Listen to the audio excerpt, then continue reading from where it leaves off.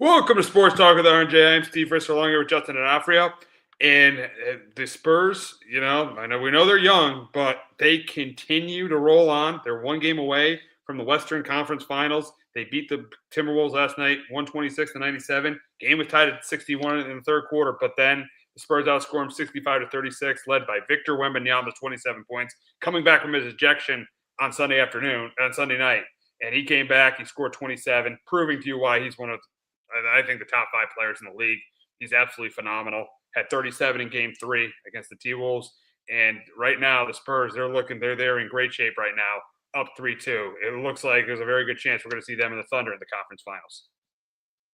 Yeah, Wemby is just the guy's an absolute unicorn at his size and with his skill set, and yeah, they really missed him on Sunday night when he left the game for ejection, and last night really had a big game with 27 points, 17 rebounds, handful of assists as well, and yeah, it's a team that's rolling right now. Stephon Castle had another good game, and he's played really well this postseason, and like De'Aaron Fox really hasn't even got going for this team yet. And once he does, this Spurs team is even better, and yeah, I just think the Spurs are much better team than Minnesota. And you know, when they closed the last 8 minutes of that third quarter, they went on that 30-12 run, something like that, to really just put the game away. So yeah, the Spurs team's rolling right now, and more than likely we're gonna see them in the Thunder, which would be a great Western Conference Finals.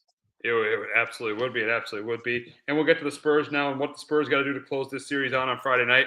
And for me, it's pretty simple. Wemby has just got to keep being Wemby. Wemby's got to keep being Wemby on the offensive end, on the defensive end. He's got to keep being Wemby, and then just keep getting support from guys like Steph Castle and De'Aaron Fox. They both had good games last night. I think Steph Castle at 17, De'Aaron Fox at 18. Just keep getting support from them. If those things happen, the Spurs will be in the conference finals for the first time since the 2017 season when Kawhi got hurt in Game 1 and they got swept to the Warriors. Yeah, for me, for the Spurs, yeah, if Wemby plays like the star that he is, monster game. You saw how much of an impact that he was a miss there on Sunday night. That second one was Fox steps up and be the guy that we've seen in the past. He was better last night, but again, I think he'd be a little bit better. He has shot the ball great from 3 so far this postseason. When he really starts to get rolling, this Spurs team's going to be awesome. And my third one is just keep Anthony Edwards in check. I know Castle's been guarding most of the time on the floor, and he's done a decent job with them. And as long as you kind of keep him in check, and I know he might still not be 100% coming off that injury, the Spurs should be in great shape in Game 6. They should be. They definitely should be. And now we're going to the T-Wolves side of this and what they got to do to get back in the series.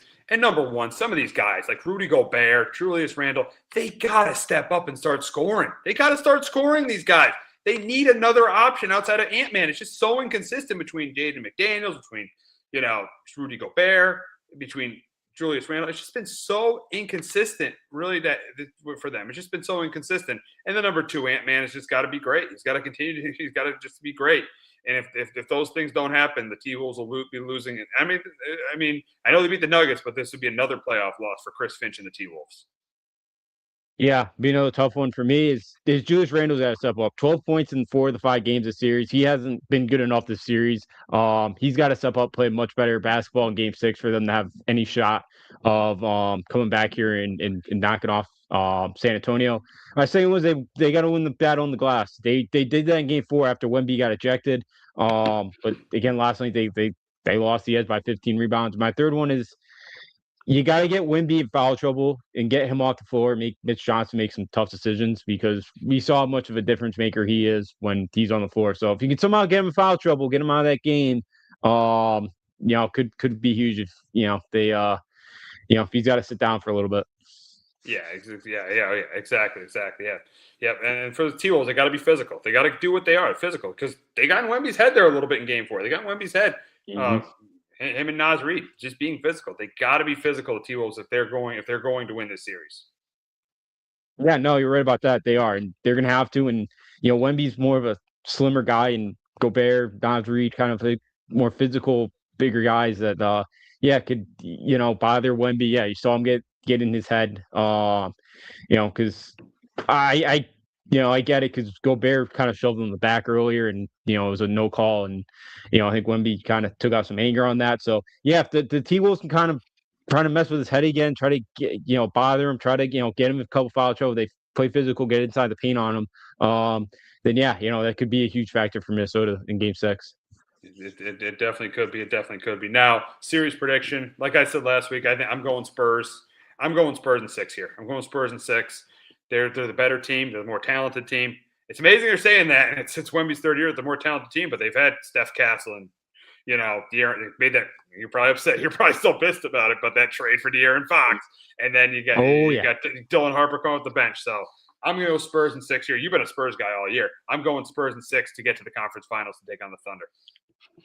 Yeah, I'm with you. I got game six going to the Spurs and taking the series. There was a Spurs fan that started a GoFundMe to buy out De'Aaron Fox's contract. So if De'Aaron wants to come back to Sacramento to a fan base that loves him and appreciates him, we'd be more than grateful. But yeah, I'm with you. I think we do miss him Sacramento. I do think the Spurs close it out. I think they're the better team. I think as long as Wemby stays on the floor, I think he's got another monster game in him. And I think the Spurs take him out in six and get ready for OKC.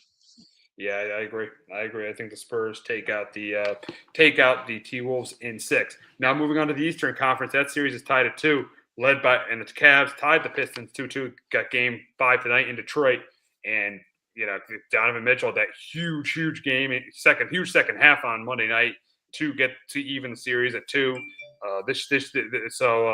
Should be interesting to see what happens between these two teams. And really, we'll start with the Pistons, or the home team, and what they got to do to win this series. Or first, we'll start with which team has the edge. We'll start with which team has the edge in the series right now. And I'm still going to say the Pistons. Here's the reason why: they got the home court. You look at the home road splits with these teams; it's crazy. The Cavaliers are 4-0, 6-0, 6-0 at home in the postseason. But on the road, it's a different story. They're 0-5. The Pistons at home in the postseason. The Pistons are 5-1. They're 5-1 at home in the postseason, but on the road they're 1-4. So their home road splits are really telling for these two teams, and that's why when we ask the question who has the edge, I think it's a pretty obvious answer, and that's the Pistons, just because they're going to have home court advantage. I'm with you. I think the Pistons still do because they have the home court advantage. I don't trust the Cavs on the road. I don't trust either these teams right now on the road. So, um, the Pistons got the home court advantage, and is it Mad Dog that says a series doesn't start till the road team wins a game? And I just don't see the Cavs going in Game 5 and Game 6 or for Game 5 winning on the road, or even a potential Game 7. I just don't see it. So I'm with you. And the Cavs have been a much different team. If they can get the Diamond Mitchell they got in the second half, then I could easily see them going into Detroit Game 5 and knocking them off. But I just don't trust that Cavs team to do it. And I don't trust James Harden either in big games. So I'm with you. I think the Pistons have home court. I still trust them. Or I still give them the edge in the series.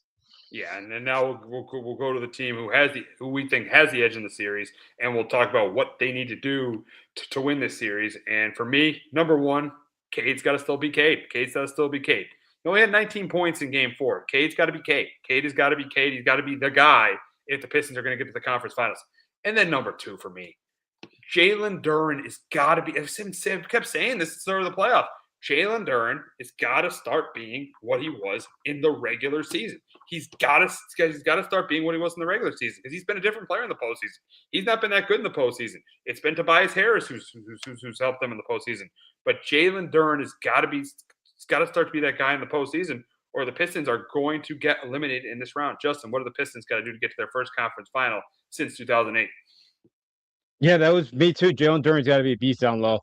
He's had a really bad postseason. I thought maybe after Wendell Carter, that series with Orlando, he'd get it going against Cleveland, but he really still hasn't, and they do need him to get going. He's got to be much better. Number two for me is who's behind Cade Cunningham. Tobias Harris has been really good, but again, he's in his mid-30s. Can he continue to play as well, shoot the ball as well as he has this postseason? We'll see, but somebody's got to step up behind him. And my third one is force turnovers and get out transition to get some easy baskets. We've seen this Pistons team struggle to score at times, and when Cleveland's been, has given up some turnovers in the series and even throughout the postseason. So if you get some game transition, do that. They got a good shot. Yeah, they definitely do. They definitely do. Now, getting to the Cavs, what do they have to do to come back and win the series and play the Knicks in the conference finals? And number one for me is Mitchell and Harden got to be great. Mitchell and Harden got to be great. Like Harden was in the fourth quarter of Game 3, and then Donovan Mitchell was phenomenal in the second half of Game 4. Those guys have to be great. Then that duo has to be great for this team to compete to get to where they want to get to. As I said last week, the Cavs did not get James Harden to lose in the second round of the playoffs. The Cavs got James Harden to get to the NBA Finals. That's why they went out and got him. He was great at the end of Game 3, but he's got to be great consistently if this Cavs team wants to get to the conference finals. And then number 2, they got to get more out of guys like Jared Allen and Evan Mobley. They got to get more out of those guys. Those guys need to step up their games if the Cavs want to get to where they want to get to. Yeah, for me, Donovan Mitchell's got to be the best player on the floor. We saw he put up 40 in the second half, and he had 40 to 60 points on Sunday night or on Monday night. He's got to be that great. He's got to be better than KD. He's got to be better than everybody else. This Cavs team to knock off Detroit here and win 2 of the final 3 games of the series. Number 2 for me is let Cade get his and just slow down Tobias Harris and the others. If Cade goes for 40, make sure you let Tobias only get 10 to 15. Couple of make sure Durn doesn't go off for 15, 20 points. Just kind of keep those guys in check. My third one was kind of play more up tempo game. Pistons want more of a half court style game, so try to get up in transition, get Mitchell kind of open shots in transition. Same thing with Harden. Let those guys kind of get out in space, and because Detroit's really good defensively, really good physical team. So play your game, get up tempo. Yeah, definitely up tempo game for Cleveland. That definitely could work. Now, going into but the predicting this series, I think we kind of gave it already. We kind of gave the prediction already, where we think that you can't trust either of these teams on the road. You just can't, and that's why I think that Detroit wins this. Like I said last week, I said Detroit in 7 with the home team winning those games. I've been right so far with the first 4. I'm going Detroit here. I think Detroit wins this series in 7 and hosts the Knicks in the conference finals. I'm with you. I think the Pistons get this thing done in 7. I don't trust them to go Game 6 on the road in Cleveland. And I don't trust Cleveland to win either Game 5 or Game 7 on the road. So I'm with you, the Pistons. I think they find a way to get it done here and take the distance. And, good for your Knicks. They're going to have a pretty much, close to 9-10 days off before they play again. So, they're going to enjoy it. Yeah. If the Knicks, if it goes 7, I think they're going to not play Sunday until Tuesday. So probably Tuesday? Because Game 7 of Cavs Pistons will be Sunday. But if the series goes 6, they'll play Sunday in Detroit or they'll host Cleveland. So it'll be either Sunday or Tuesday where they'll start the conference finals. But either way, they are going to be completely rested up for the conference finals, which I think is definitely an advantage for them going into the conference finals. And this leads to my next point for the Knicks is if you're the Knicks, who would you rather play in the conference finals, the Cavs or the Pistons? And as a Knicks fan, I'm going to say the Cavs because they're going to have the home court advantage. And I'm sorry, I can't trust Harden or Mitchell to win a big series. I just can't do it. I think Cade is out of the 3 guys, Harden, Mitchell, and Cade. Cade to me is definitely the best player out of them. I'm not going to bring up the regular season because I know the Pistons beat them 3 times in the regular season, but I'm not going to bring that up. I don't think that's going to factor in. But I'm going to go with the Cavs because they have the home court advantage, and I think that I think that the Knicks are just clearly the better team than the Cavs, and we clearly have the best player on the floor in Jalen Brunson. If they play the Pistons, you could argue Cade Cunningham would be the better player. So I'm going to say the Cavs. I would rather play the Cavs. Yeah, I'm with you. I think I'd rather play the Cavs. If I'm a Knicks fan, yeah, because you're gonna have the home court edge. Jalen Brunson. And the way Cat's been playing right now, the way he stepped up, the way you're shooting, I'd be a little bit worried with all this rest now. Because 9 days off I know it helps, but it also could kind of hurt. But yeah, it's also I don't trust the Cavs to go on the road and especially in the Garden in that environment. They can't do it in Detroit. They couldn't do it in Toronto. They ain't gonna do it in New York unless the Knicks really no way. Somewhat, No way. Yeah. Unless the Knicks hand them the game somehow. It's really the only kids. Yeah, I don't trust James Harden in a big spot. Never have, never will. And again, you have a couple of guys you could throw Bridges if you could throw OG if he's back healthy on Donovan Mitchell.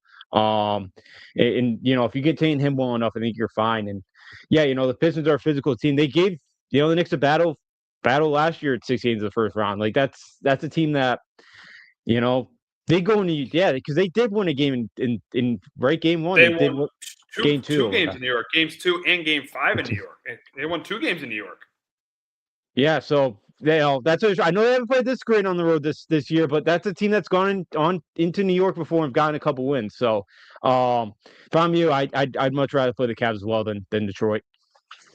Yeah, and you said I'd rather play the Cavs, and yeah, and you said it. So 2 games the Pistons went on the road, and with the Pistons season on the line, they were down 24 against the Magic. They came back and won that game on the road. Yeah, that which was impressive. Yeah, Cade's been really good, and again, you probably feel good throwing OG or Bridges on him, and kind of again letting Tobias or letting one of those other guys step up and try to beat you. So, the way the Knicks have been playing, there would be a tough out, but yeah, that Pistons team scares me a little bit more because I love the way they play defensively, but it's can they put the ball in the basket enough to win a basketball game? Which defense does not win. It's not like the '04 season where they won the championship with that Yeah, defense. It's pretty hard to do that nowadays. you were right about that. You're right about that. Yeah, because both teams have their flaws. You play the Cavs, the Knicks are the best player on the floor and they can't defend. But if you play the Pistons really don't have that score, and that just shows you this is the year. This is the year for the Knicks. The Knicks have to get to the finals this year, or the season's a disappointment in my opinion. The season's a disappointment. They don't last year. Even though they got rid of it, like a success because they got to a place where they got it 25 years. They have got to get to the NBA Finals this year. The Knicks have to get to the NBA Finals, or this season is not a success. Seeing the matchup, they're going to have it in the conference final. Yeah, absolutely. Now that you had to avoid Boston, the way Detroit's kind of played away from home, just the Cavs just not really being able to get over this conference semifinals hump in a while, and again, the Knicks would be the better team in that series. So yeah, it would be a ginormous not ginormous, but it would be it would be a bad loss if they were to go down to either one of these two teams. And yeah, it would be heartbreaking for you and the Knicks and the rest of the Knicks fans. 'Cause, yeah, it really feels like '99 right now for this team. Like they have all the momentum in the world. They're playing great basketball. Putting Karl Anthony Towns at like the point forward spot has really changed that entire offense, which I do like because I don't like Jalen Brunson on the ball. I rather have him off the ball because that's what made him great in Dallas, I thought, because Luka was his point guard. So I really like the adjustment they made there. So this Knicks team's rolling right now. You're gonna have great home court advantage. Again, you'll have it won't be like the Knicks fans going to Philly and taking over that arena, but you're gonna have Knicks fans everywhere. So in either Detroit or Cleveland. So yeah, the way they've been playing, it would be a huge letdown if the Knicks can't get by one of these two teams in the Eastern Conference Finals. It absolutely would be. It absolutely would be a huge. It would definitely be a letdown if they don't. And you mentioned '99. You mentioned just like '99. And ironically, I know they swept the Raptors in 2000, but in '99 they swept the Hawks, getting into to get to the conference final. So yeah, listen, I would not be. This is definitely feeling like a Knicks team. Seeing the way they played on Sunday, hitting 25 threes, the 2 closeout games. This is definitely feeling like a Knicks team that is the heavy favorite in the Eastern Conference right Yeah. Yeah, I agree with you 100% because yeah, they play great lately, and yeah, game one you might see a little bit of 3-point regression after the way they shot it Sunday against Philly, but yeah, other than that, they've been playing some great basketball late, and they've been fun to watch, and there's a lot of pressure on Mike Brown, and the way that Atlanta series kind of going down 2-1 there, the way they've kind of responded, been awesome to watch.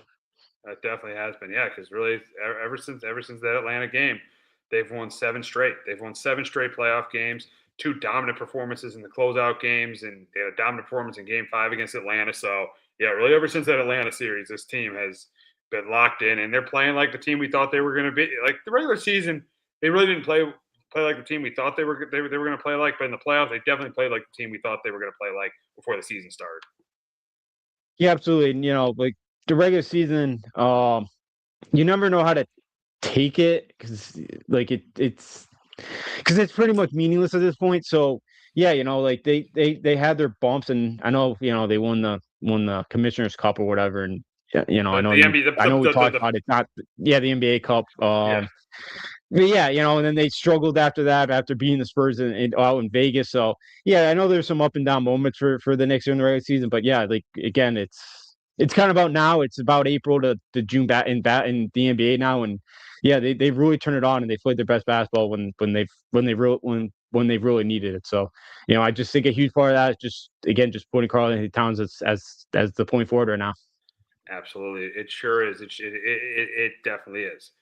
But now we'll move on to the Lakers, who who got eliminated by the Thunder. The Thunder, who swept the Lakers out of the playoffs and eliminated them on Monday night. And Thunder go to the conference finals for the second year in a row, the defending champs.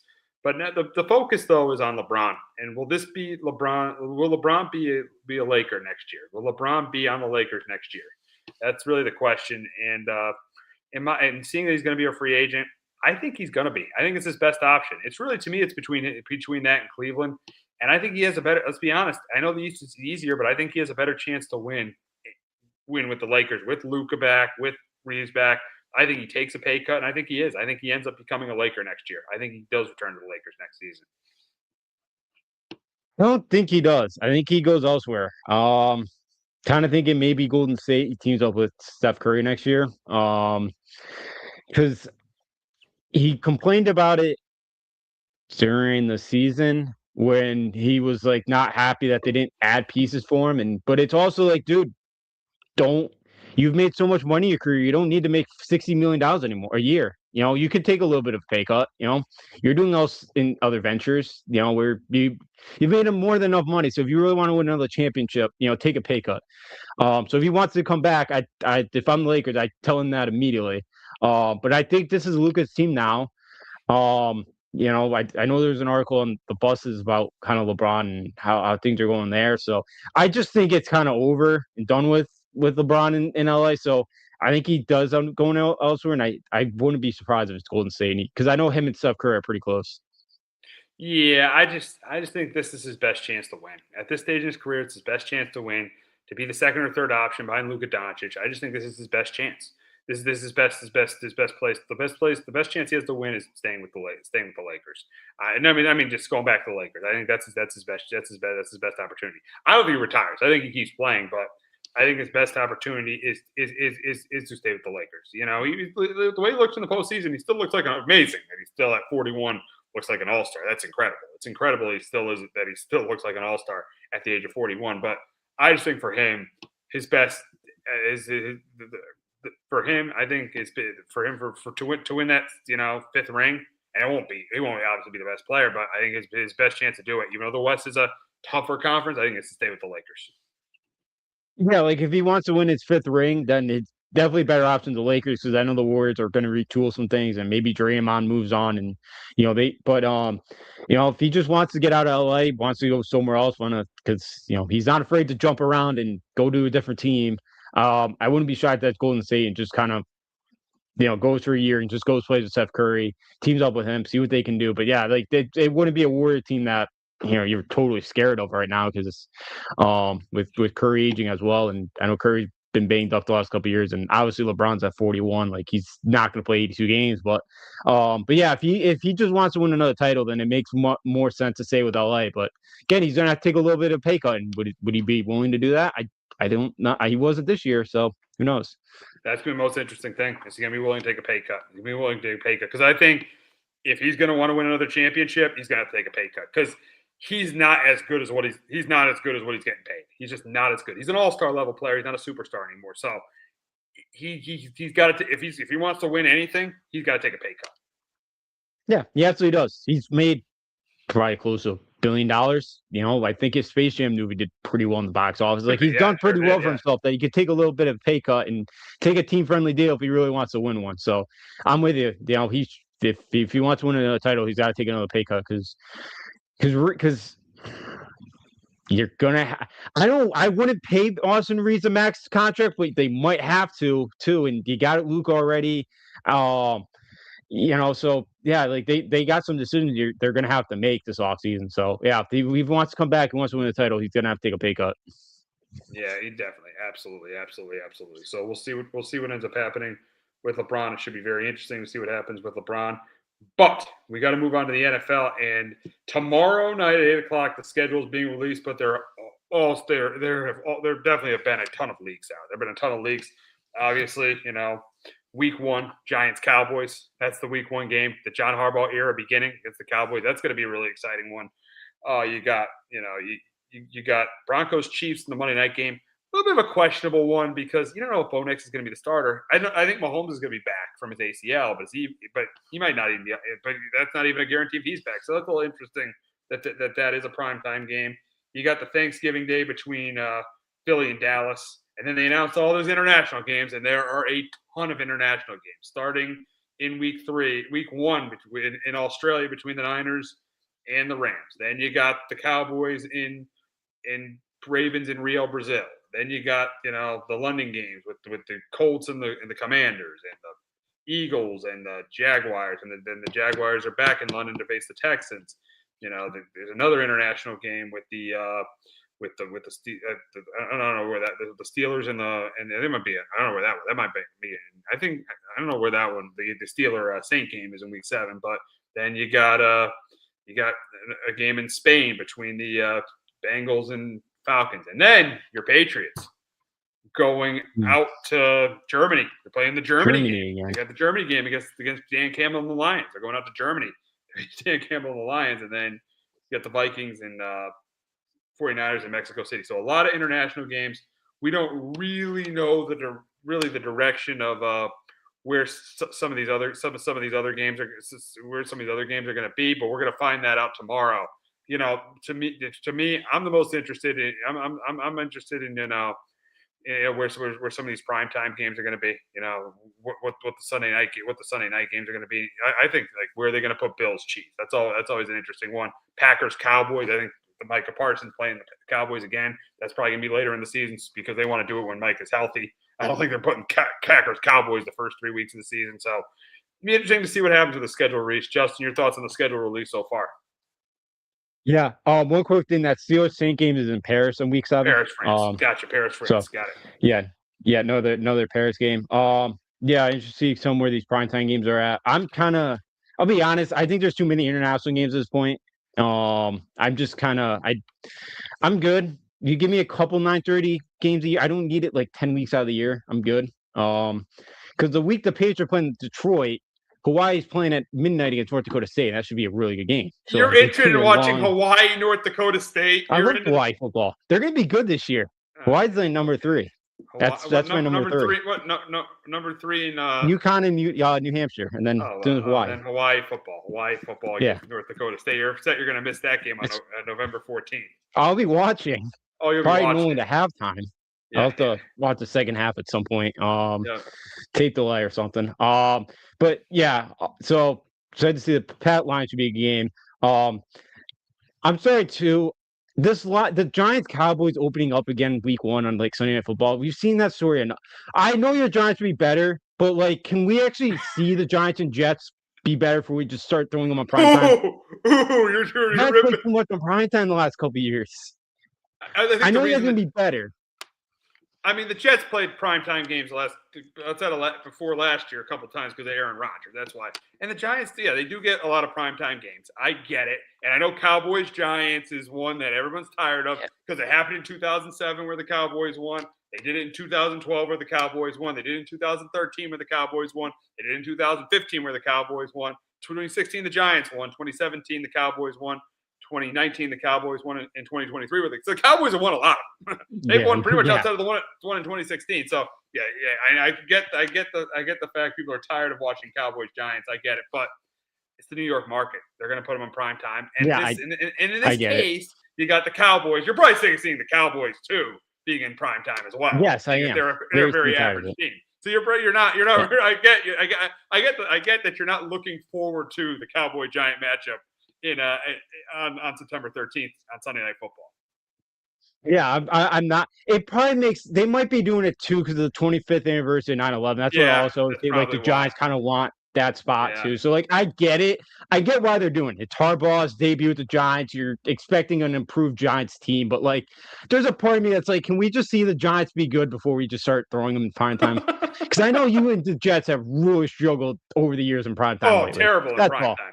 Outside of that Eagles Yeah, game last year, terrible in prime time. yeah, yeah. That's why, and I get it. Like I get it's a New York market. I get all that, but it's also like the Giants. Like again, that was what 2 years ago. The Giants lost like 40 on on Against the the Cowboys, first yeah. opening night game. Just Yeah. like I'm all right, but yeah, I get why they're doing it. But Yeah. and that Giant that yeah, actually quickly the Broncos Chief one too. Yeah, like I was a little surprised that's the opening because it sounds like Mahomes will be back, but yeah, we don't know anything on Bo Nix, so a little surprised that was the opening Monday Night Football game of the year as well. I figured they want to save the Chiefs for later in this, especially when Yeah. we definitely know Mahomes would be back, and same Yeah. thing with the Broncos when they know Bo Nix is healthy. Yeah. Yeah. That's why I'm a little surprised.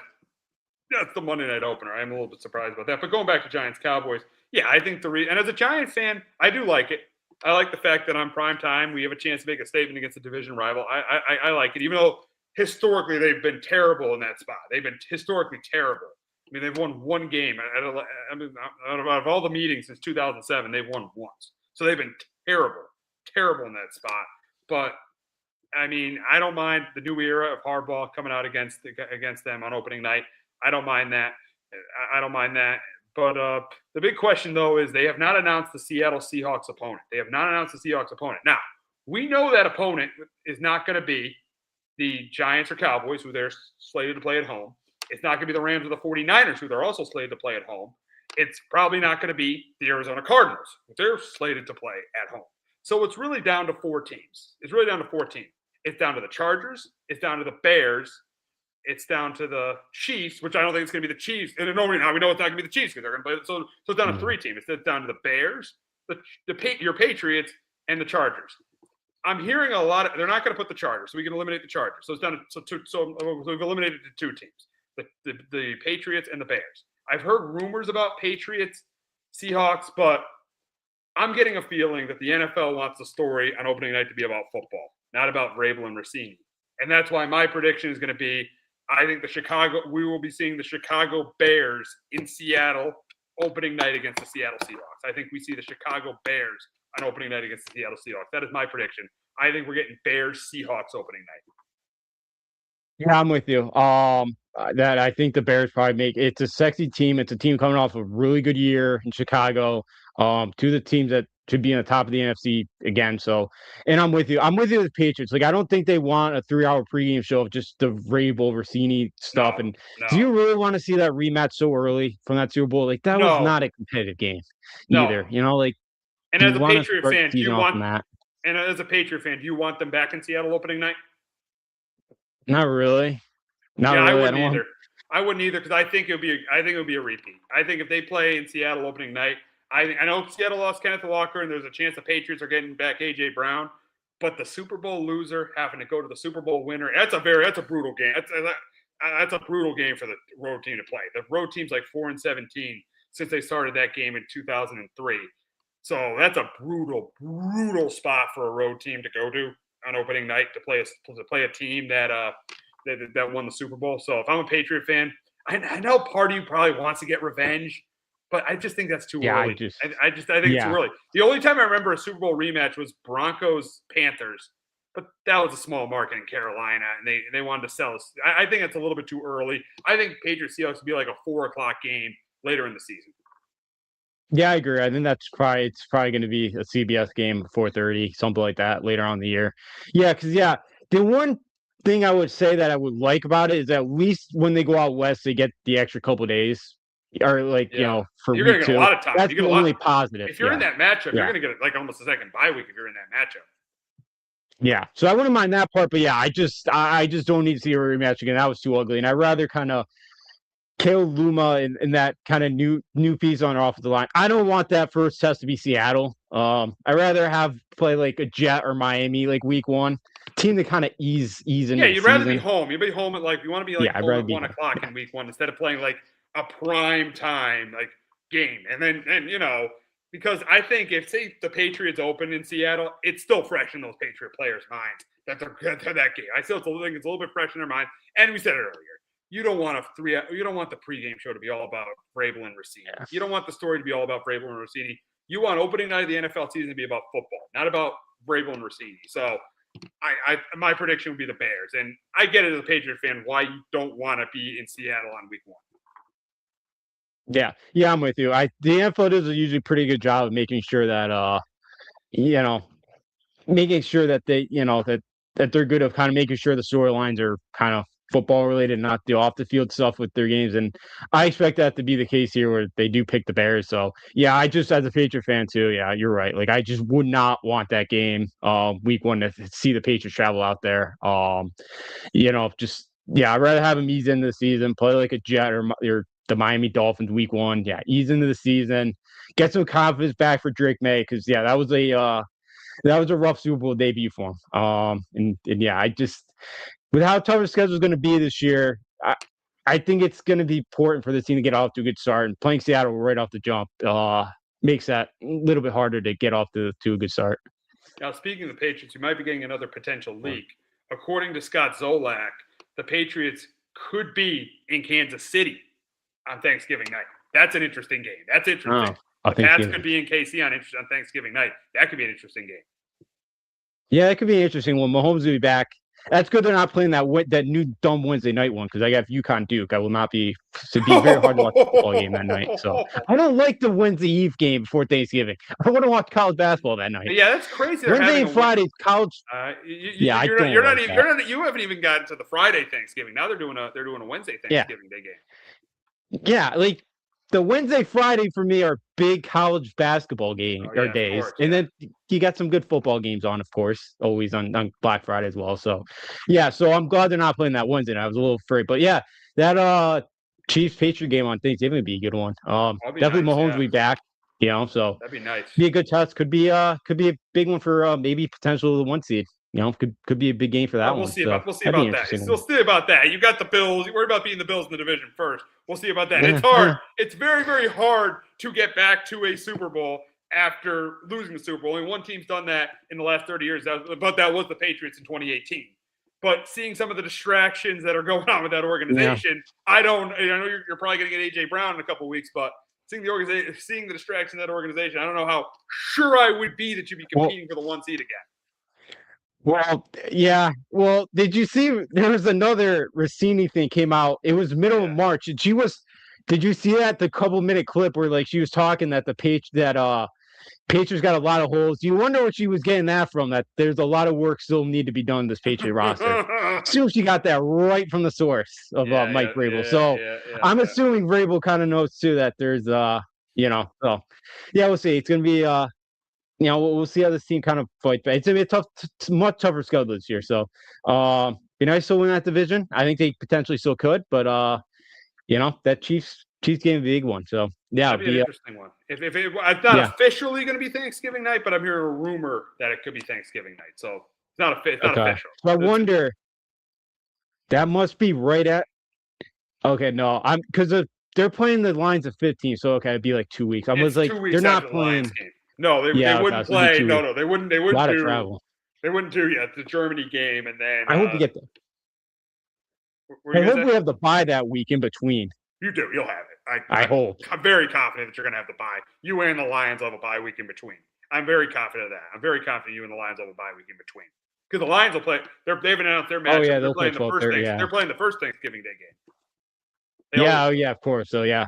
Yes, because I think last time with the Germany, I don't think we got the bye afterwards. You did. I'm trying to remember. I don't think you did get the bye. You did get the bye because I remember because you played the Giants. Because there was a stretch where you scored because that was Belichick's last year. So there was a stretch where you scored 6, 7. You couldn't score more than 7 points 3 straight games, and that started that stretch because you lost to the Colts and you scored 6 against the Colts, 7 against the Giants because I went to that game, that 10-7 game, which helped you get Drake May, and then you scored you got shut out to the Chargers 6-0. I remember that one. Yeah, Bills last year. Yeah. See, I'm trying to. I've tried to forget as much as I could about that season 2 years ago because that was brutal. Be nice to go to Berlin, Germany this time and not throw 5 interceptions in a football game and their quarterback to have a little bit more confidence in himself than the last time around.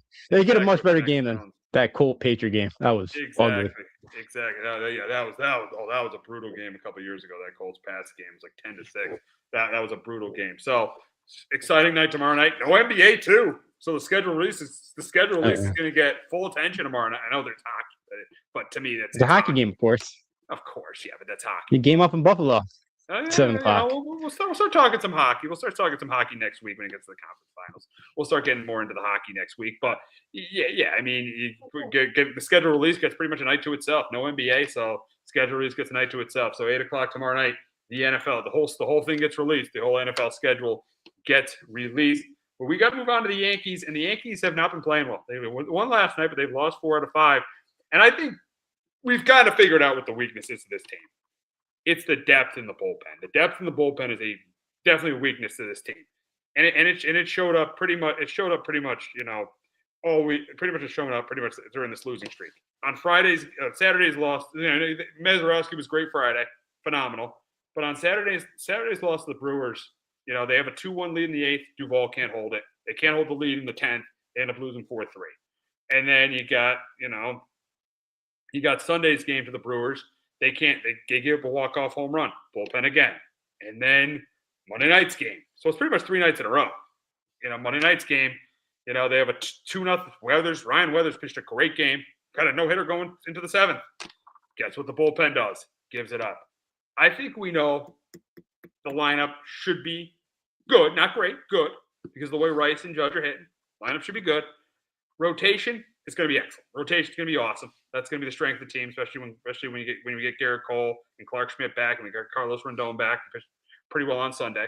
So the rotation is going to be the strength of the team, but the depth in the bullpen is something that needs to be addressed because it has cost them probably 4 or 5 games this year so far.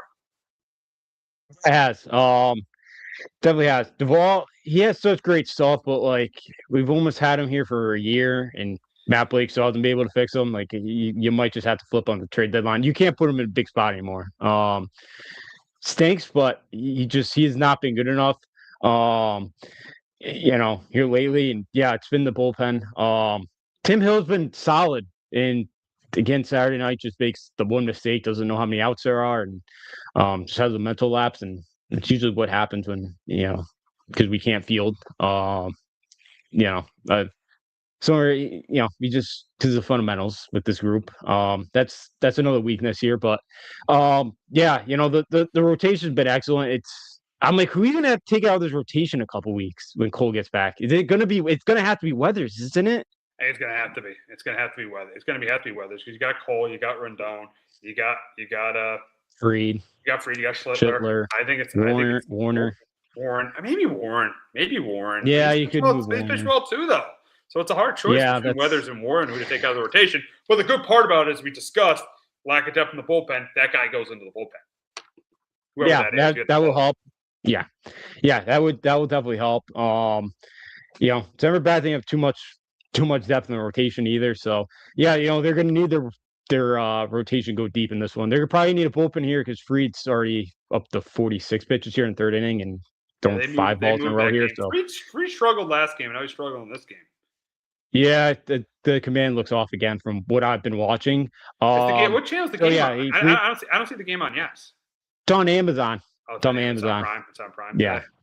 Yeah. It's good for me because I don't have cable. So, the other days when they're not on, yes, I have to try to find a stream or something. Oh, so you don't get Yes? Yeah, I don't have Yes. I have YouTube TV. I can't use my dad. I have, and I'm not. The Gotham Sports app stinks, so I don't pay for that. So, gotcha. Yeah. So I like when they're on Prime, but yeah. So this team, with Judge, I'm hoping that they're right about Cabby too, that he'll take the starting shortstop position again. When he gets back off the IL here, for Volpe. I don't love that he's up, and the lineup's been good. I almost too wanted. I'm at the point too where I'd start Ben Rice as a catcher every day and put Goldie at first every day, because Wells is just a shell of himself. I don't like if Scar's he's okay. Scar ain't once he's not great either. So I'd almost do that because that's the best line I could give out because it's been 3 years of Wells. I just don't think the bat's ever coming, which it did in the minors, but it just hasn't. He's turned into a great defensive catcher, but the offense hasn't showed up. Yeah, you're right about that. Yeah, that'd be a good move, moving Grice to catcher because Goldie had the lead off, started everything off last time. It's lead off home run. Yeah, I wouldn't mind putting Goldie in lead off spot. And I completely agree with you with Caballero. Once he gets off the IL, yeah. Well, this Volpe thing's not working. I mean, he's in the lineup today, but I would still put Caballero as the starting shortstop. Yeah, I would too. His one at bat today popped up to shallow center. Just can't got under it because he's trying to hit home runs all the time. I don't get it. I've never understood why they do that. But yeah, this team, it's been scuffling here a little bit, but yeah, the Brewers rotation's so good and their bullpen, like everybody they just bring in, that's just such a great organization. Um, you know, but yeah, so I'm with you that Cabby should get that shortstop position back because he's been really good early on here, and yeah, hopefully they can kind of find a way to come back here against Baltimore because their Kyle Brash and pitch well all year because tough start to road trip. They would be 1-5 here. I know you could kind of salvage it playing a team down in in the Mets this weekend that can't get out of their own way right now. But be nice if they can get the series here because again they haven't played great against division this year. Besides, I know they swept Baltimore for 4 and they swept Boston for 3. Besides those 2 series, it's the Rays series and now this one on the road here in Baltimore. They haven't played great. No, they haven't. But did play well against Boston, and they did play against the Blue Jays at home. And speaking of that team in Flushing, they have a 3-game series this weekend with the Mets. And honestly, with the way the Mets are this year, I think the Yankees take 2 out of 3. 2 out of 3. I think they take 2 out of 3. I might give the Mets 1 game, but I think the Yankees definitely take 2 out of 3 here, especially with the fact that Schlittler's pitching, Rendon's pitching, Weathers pitched well last game. I got the Yankees taking 2 out of 3 over the Mets. Yeah, I'm there with you. Friday should be a tough one. Schlittler going up against Clay Holmes, who's pitched really well this year. But yeah, Saturday, I think it's Rodon versus David Peterson hasn't pitched well most of the year, and then Sunday I think it's Peralta versus Rodon. So I expect them to take 2 out of 3, get better this week against a bet team that literally really can't hit baseball whatsoever right now. So yeah, it's a team we better take advantage of this weekend and get some things right and correct some things. So So yeah, hopefully we'll see. 2-0 nose on a sac fly. 2-0 nose now. 2-0 nose. Yeah, I mean, it's been a rough road trip. Been a rough road trip for the Yanks. Their weaknesses have definitely shown. Their weaknesses have definitely. I mean, they're not the other team in town, thank God, but their weaknesses. Yeah. Their weaknesses have shown this week. With the lack of with the bullpen, even with the run scoring a little bit too. I mean, they haven't scored on this road trip. Good pitching. I think good pitching. Well, in that Milwaukee series. They faced good pitching, which is good pitching in the Milwaukee series, but not this series. 2 runs tonight in this series. They have 0 runs. So they scored 6 last night. I'll give them that, but they've been scoreless for now 8 straight innings. They didn't score after the 3rd inning last night. So yeah, the offense too, I like, but that's to pick it up a little bit as well. Yeah, it does. It's just a very tricky team at times. That's been the problem with this team. And yeah, this weekend Milwaukee, they didn't do much at all offensively, but that's what happens to this team when they face good pitching. They never really do much. They do struggle. I know they beat up on Baltimore a couple weeks ago. They got the Boston staff that's they got a couple decent arms in there, but yeah, again when this team faces good pitching, that's always my concern with this roster. Can they just do it? They destroy the mediocre pitching most of the time, but when they face their elite stuff, which the Brewers haven't, Kyle Harrison right now, Mezarowski pitched well. Now who went Saturday night for the Brewers was Harrison was Saturday. Who went Sunday for the Brewers? Was good. Yeah. Sunday for the Brewers was Henderson who pitched. Who's been all right. He hasn't been great, but yeah. So that's also my concern is just when they get good pitching in October, they do struggle at times. They do, and the Rays aren't losing. The Rays aren't losing, so and they've been a surprise. Their starting pitching has been phenomenal. McClanahan, Rasmussen, their starting pitching has been so good. So the Rays aren't losing. So everybody thinks, you thought maybe a couple weeks ago the Yankees are going to win this division easily, but Rays aren't losing. They're not quitting right now. Yeah, so you're with me now. I know last week you're still confident. I am with you. I'm with you on the Rays now. I'm with you on the Rays now. Yeah, they got a bunch of prove-it guys that they've run it for like a year contract, and they played really well. The like and like Cedric Mullins he hasn't been great, but like Jonathan Hernandez played pretty well. That pitching staff's been good with Nick Martinez has pitched really well too. So yeah, they've been pretty healthy so far in the rotation, and we'll see if that can keep up. But yeah, and Kevin Cash is one of the best managers in the sport too. So then that's just such a great organization. They always find ways to figure it out. And yeah, it doesn't seem like good organization, not great. Let's not go that far. Great all right. organization. For what they spend, that's a really good organization. Really good organization. Not I wouldn't say great organization. They won a World Series. They've gotten a World Series in the last 6 years. I know the COVID one. They played the Dodgers. I get it. But still, they listen. To your point, they still do a really good job there. Yeah. They do. And 3-0 O's now. So what happened? They got Pete with an RBI single, but they got him in a rundown. So they got out of it, but down 3-0 now. So wow. Not great. They got to make up some runs here, but yeah, it's a good organization. They know how to win. They just figure it out every year with that payroll. With especially going up against the Yankees, the Red Sox, even the Jays the last couple of years who spend a lot of money. I know they always have somewhat trying, but but it's so impressive what they do year in, year out. Yeah, it is. All righty, we'll move on to an organization that's not good though in the AL East, and that's the Red Sox, and they just continue to struggle. Their offense is horrible.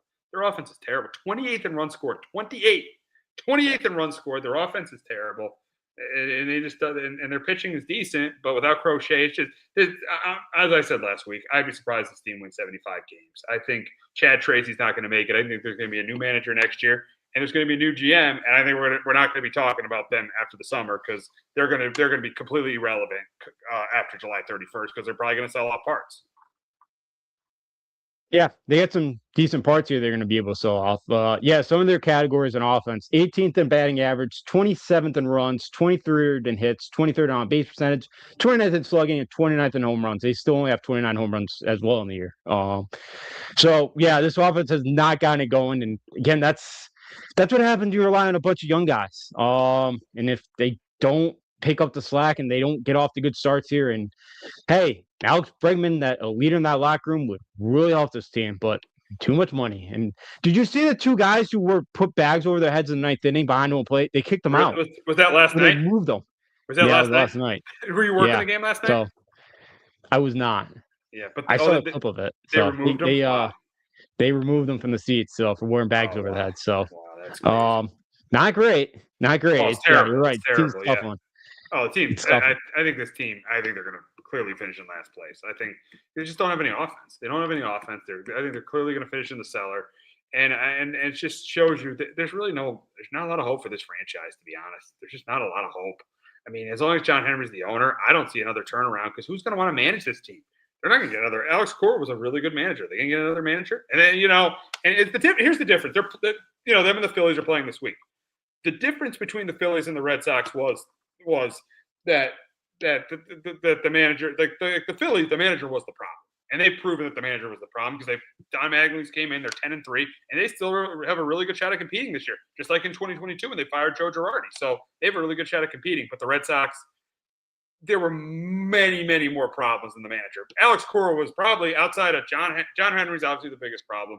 Craig Breslow is a bigger problem, and then Alex Cora. Now, I'm not saying Alex Cora wasn't part of the problem, but Rob Thompson was much more a part of the Phillies' problem than Alex Cora was part of the Red Sox problem.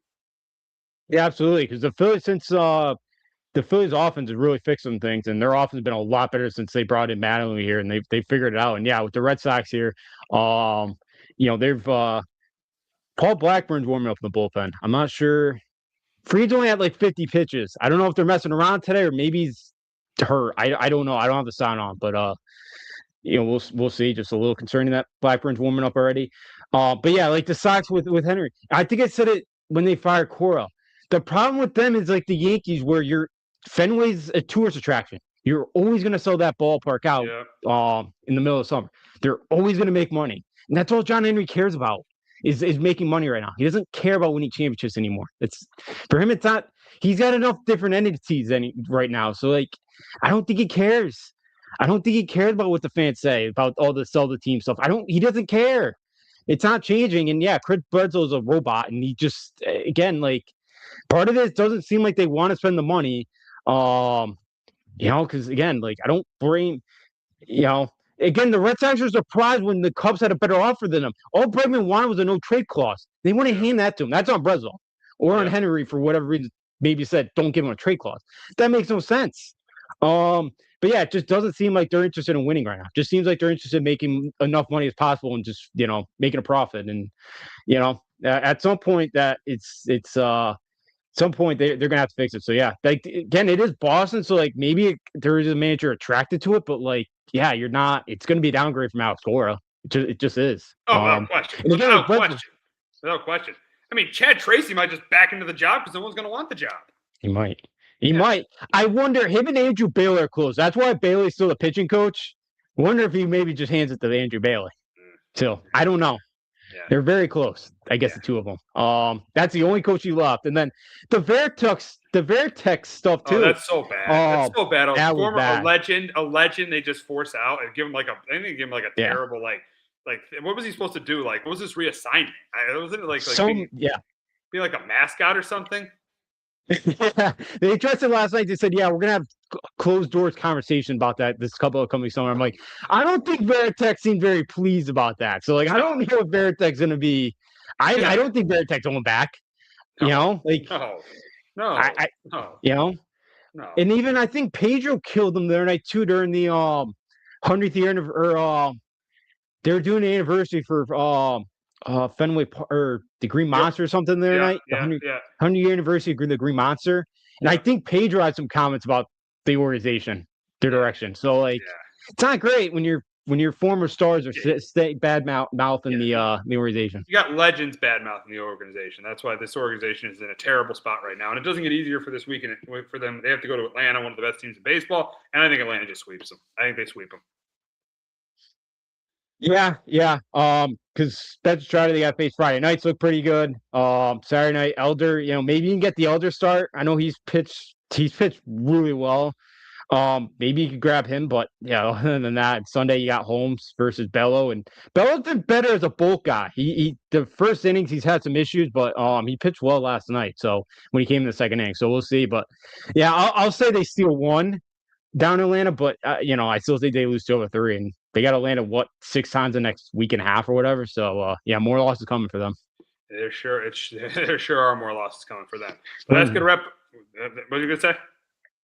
Because it's a rivalry weekend again. Remember the Yankees, so Boston, Atlanta, huge rivalry. Boston, Atlanta, because they used to play in Boston 100 years ago. That's why it's a rivalry. It's ridiculous. They used to play in Boston 100 years ago. That's why they call it a rivalry. But it is what it is.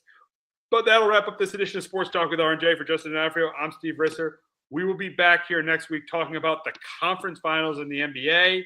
We'll talk more about the Yankees and Red Sox and any NFL news that comes our way. And we'll start to talk about the conference finals in the Stanley Cup playoffs. Have a great weekend, everyone.